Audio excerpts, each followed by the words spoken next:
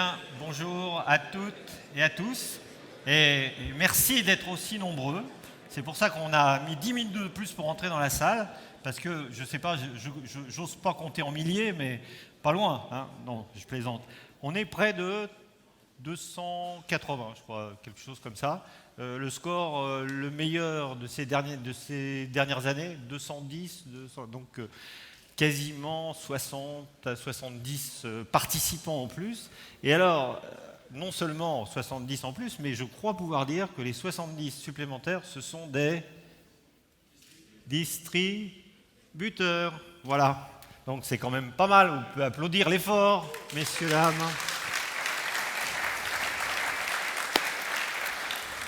Merci à ceux qui ont fait l'effort de venir. J'espère que ce sera maintenant une tradition que d'avoir autant de distributeurs dans la salle.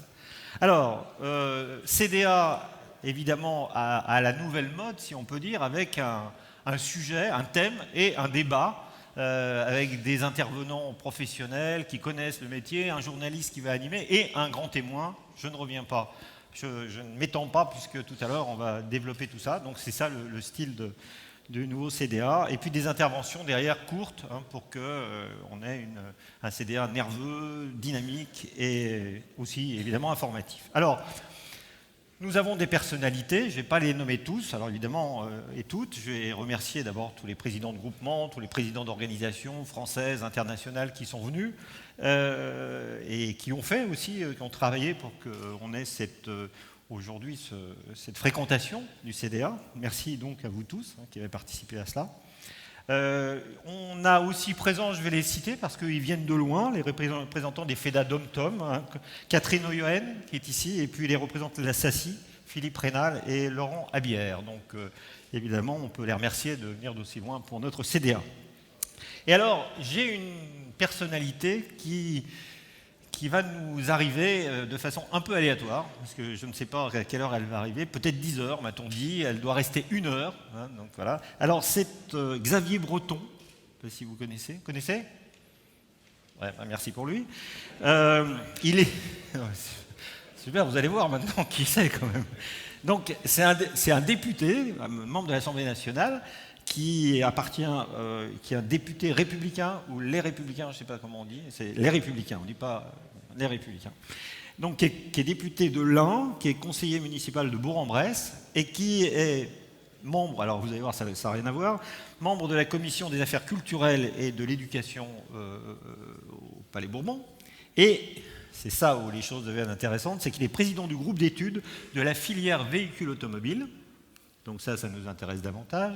Et d'autre part, il est membre du groupe d'études automobile. Donc c'est un de ceux que l'on sollicite de façon assez permanente lorsqu'on a un thème à faire passer ou un amendement, etc. Donc on les a invités, tous ces correspondants, entre guillemets, lobbying du Sénat et de l'Assemblée nationale. Et lui a répondu présent. Donc il va arriver vers 10 heures. Il va rester 1 heure. Parce que, après, il s'en va à d'autres festivités ou d'autres travaux.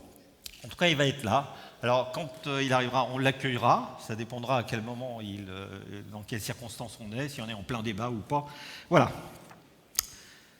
Les invités et les personnalités, c'est quand même pas mal. Enfin, bon, ça commence, peut-être qu'un jour on aura Macron ou le successeur de Macron dans quelques années, tout ça. Enfin, bon, on s'y emploie pour être audible par les pouvoirs publics. C'est un vrai défi.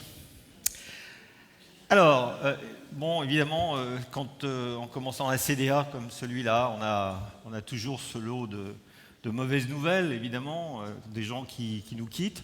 Et on vient d'apprendre récemment la mort de Jean-Paul Fraisse, 82 ans, qui a été une personnalité forte qu'on a connue, bien sûr, dans les différents groupements, dans sa province, enfin, en Alsace, 30 ans, je crois.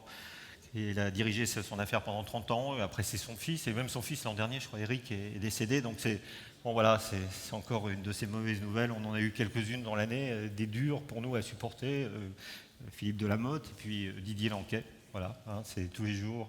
Malheureusement, il y a des petites bougies qui s'éteignent comme ça et qui nous atteignent, parce que c'était forcément des gens qu'on connaissait, des amis aussi. Et voilà. Donc je vous demande d'avoir une pensée pour lui aujourd'hui, et en tout cas toute la FEDA.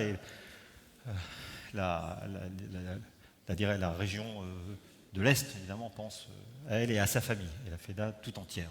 Merci pour lui et pour les conseils que vous avez pour sa famille et lui-même.